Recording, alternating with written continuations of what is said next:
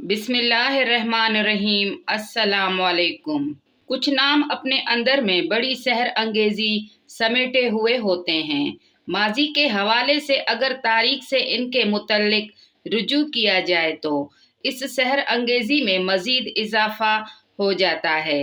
थोड़ा तसव्वुर कीजिए, आज से 150 बरस कबल एक ऐसी बंदरगाह जहां एक ही वक्त में सैकड़ों कश्तियां खड़ी हों, जहां बैंक हो, कस्टम ऑफिस हो और म्यूनसिपैलिटी इंतहाई मुस्तहकम हालत में हो, जहां से हजारों टन चावल, सूखी मछली और देसी घी दूसरे शहरों को भेजा जाता हो। 150 साल कबल जिस छोटे से शहर की गलियां ईंटों से पक्की हों और सरे शाम इन गलियों को रोशन करने के लिए शमादान रोशन किए जाते हों, तो ऐसे मकाम को देखने की तशनगी और बढ़ जाती है। केटी बंदर सूबा सिंध के जिला ठट्टा में वाक़े है। ये बंदरगाह मोहम्मद बिन कासिम की फौज के इराक से पहुंचने वाले मकाम देबल की बंदरगाह की बाकियात पर तामीर की गई थी। केटी बंदर घारो से 120 किलोमीटर के फासले पर वाक़े है।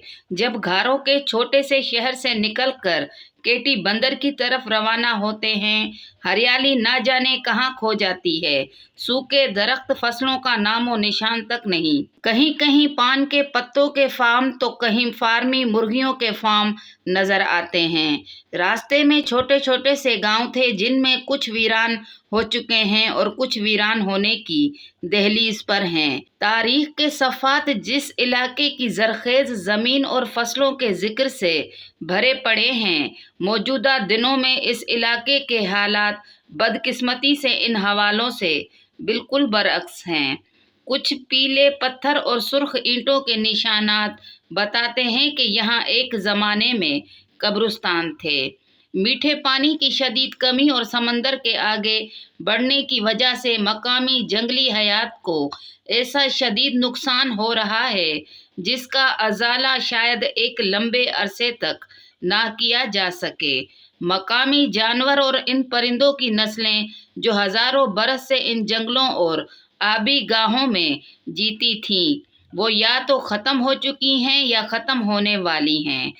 आप केटी बंदर जाएंगे, वहां देखेंगे कि माजी का वो शहर और बंदरगाह जिसकी आबादी हजारों में थी, अब सिमट कर एक छोटा सा गांव बन गया है। वीरान सा बाजार भी नजर आया जहां लोग कम और खामोशी ज्यादा थी। देखा जाए तो माजी की अजमतों और खूबसूरत दिनों की अब यहाँ कोई निशानी नहीं बची।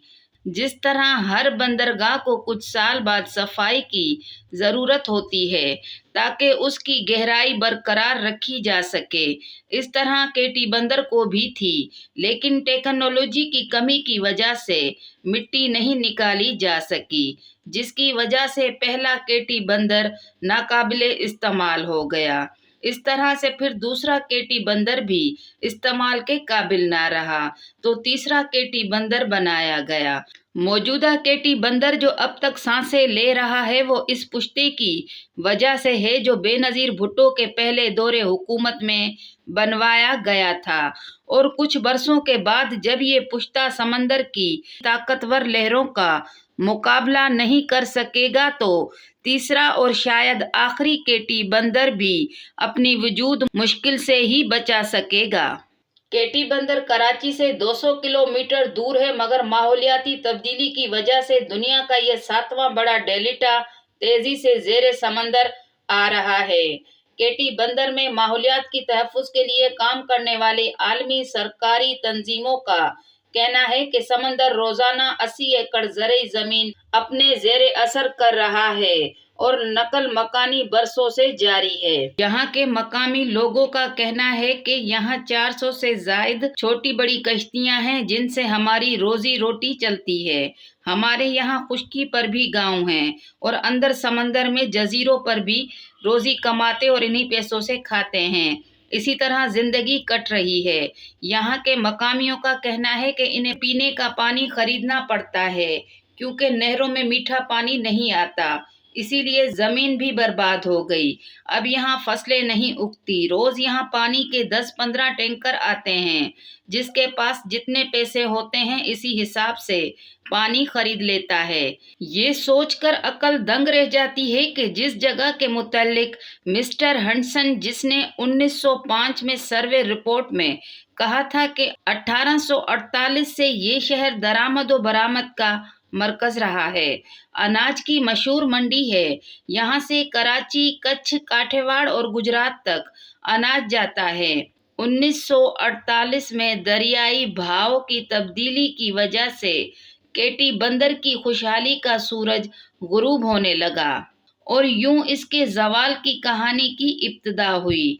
अब इन बादबानी जहाजों पर हुजूम नहीं होता। यहाँ के मकामी अफराद इंजन वाली कश्तियाँ उम्मीद से समंदर में उतारते हैं कि हो सकता है कोई शिकार मिल जाए और इनकी गुजर बसर का सामान हो जाए।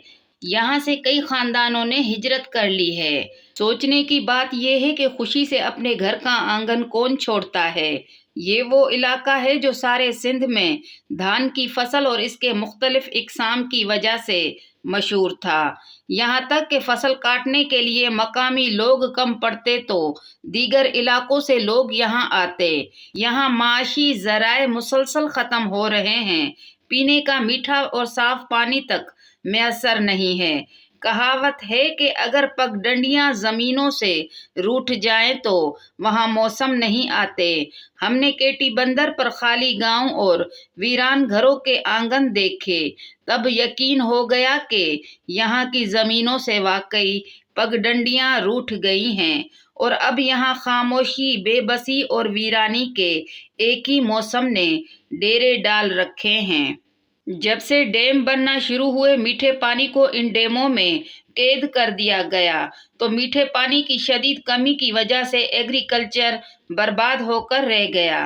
कोटरी डाउन स्ट्रीम में पानी ना छोड़ने की वजह से समंदर आगे बढ़ आया है, जिसकी वजह से सब बर्बाद हो गया है। माशी ज़राए मुसलसल ख़त्म हो रहे हैं और तो और पीने का पानी तक नहीं आता। नहरों में एक ज़माने में तो छोटे से कुएं खोद कर पीने का पानी हासिल कर लेते थे, पर अब वाटर लेवल इतना बढ़ गया है कि 2-3 फुट तक खोदने से भी समंदर का पानी निकल आता है।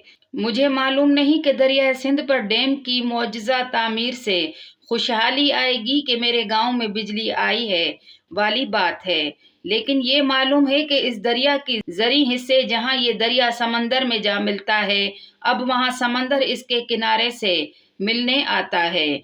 बल्कि दरिया के किनारे और समंदर के पानी में कोई फर्क नहीं रहा।